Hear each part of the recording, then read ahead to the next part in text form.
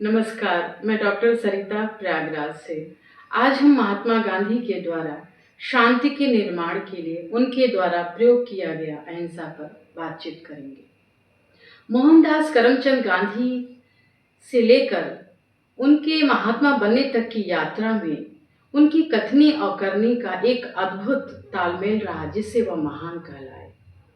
महात्मा गांधी का जो वातावरण था, वो घर का वातावरण बहुत ही धार्मिक और नीतिपरक था। उसकी परिपक्वता उनके गुरु श्रीमद राजचंद्र जी द्वारा और परिपक्व हो जाती है। इस तरह से महात्मा गांधी आजीवन सत्य और अहिंसा पर स्थिर रह करके उन्होंने पूरे जीवन आंदोलन को आगे बढ़ाया।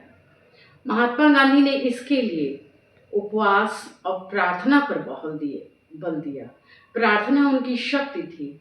1924 में तो एक बार ऐसा हुआ कि वो लंबे समय के लिए उपवास पर बैठे और काफ़ी बीमार पड़ गए थे और डॉक्टरों ने भी हार मान ली। तब उन्होंने अपने आहार पर संयम रखा और प्रार्थना के बल पर पुनः स्वास्थ्य लाभ को प्राप्त होते हैं। एक मैं आपको महात्मा गांधी के अहिंसक आंदोलन का उदाहरण बताऊंगी। श्री गिरिराज किशोर जी ने एक उपन्यास लिखा था, बा उपन्यास, जिसमें वो जिक्र करते हैं कि जैसे ही महात्मा गांधी कुरलैंड और से नीचे उतरते हैं, उसी समय उनके ऊपर हमला कर दिया जाता है और लोग मिस्टर गांधी यह कहकर चिल्लाते हैं कि मिस्टर गांधी को खट्टे सेब के पेड़ पर लटका दो। दरअसल उस समय खट्टे सेब पर लटकाने को बहुत बड़ी सजा मानी जाती थी। किसी तरह से बचाव होता है और वह रुस्तम जी के घर जाते हैं। फिर उसके बाद यह बात दिल्ली वायसराय तक पहुंच जाती है। महात्मा गांधी से कहा जाता है कि जिन्होंने आपके ऊपर हमला किया है उस पर कार्रवाई की जा सकती है। तो महात्मा गांधी ने हिंसा के बदले हिंसा करने से मना कर दिया और उन्होंने कहा कि यह सब एक रियूटर द्वारा गलत तरीके से प्रसारित किया गया था, जिसकी वजह से उन लोगों ने हम पर हमला किया। क्योंकि जब महात्मा गांधी भारत आए हुए थे, तब उन्होंने एक ग्रीन पम्फलेट पुस्तिका छापी थी।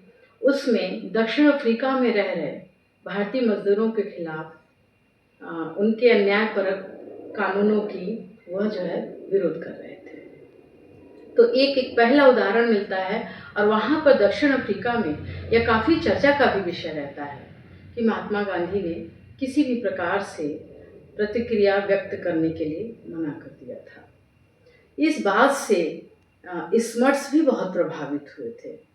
कई सालों तक महात्मा गांधी जब दक्षिण अफ्रीका में अपना आंदोलन कर चुके और उन्हें जिस लक्ष्य की प्राप्ति करनी थी जब प्राप्त हो जाती है अपने अहिंसक प्रयोग के द्वारा, तब वह भारत लौटते हैं।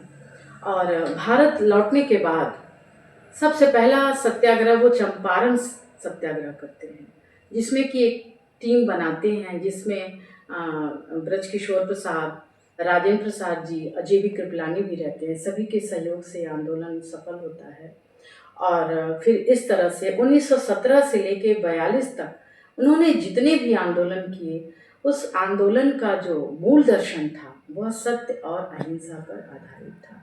इस तरह से महात्मा गांधी ने जितने भी आंदोलन रहे, उस आंदोलन में लोगों से अपील किया कि अपने बात को मनवाने के लिए शांति का रास्ता अपनाना होगा, तभी शांति का निर्माण हो सकता है और उसके लिए अहिंसक बने रहना बहुत आवश्यक है। महात्मा गांधी से सबसे ज़्यादा प्रभावित रहे विनोबा भावे जी।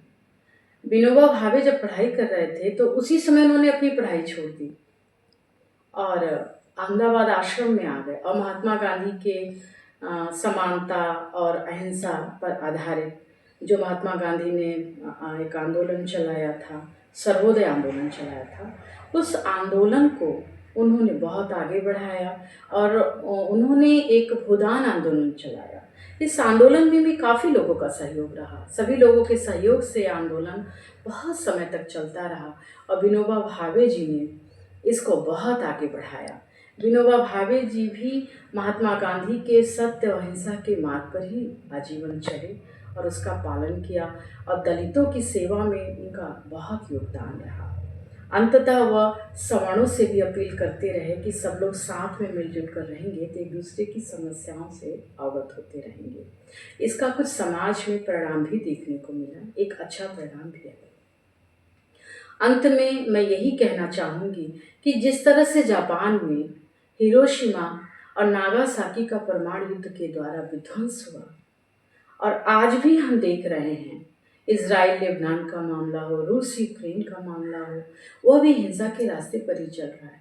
तो क्या इसका समाधान हिंसा के द्वारा संभव है? बिल्कुल नहीं। इस संकट काल में मानवीय मूल्य को बचाने के लिए ही नहीं, इस चराचर जगत में समस्त मूल्यों को बचाने के लिए हमें गांधी की आवश्यकता है। गांधी एक पूरे विश्व की उम्मीद है, क्योंकि महात्मा गांधी मात्र एक व्यक्ति नहीं है, वो मानवता को सही रास्ते पर ले जाने का एक प्रयोग है। इसी के साथ मैं अपनी वाणी को विराम देती हूँ। नमस्कार।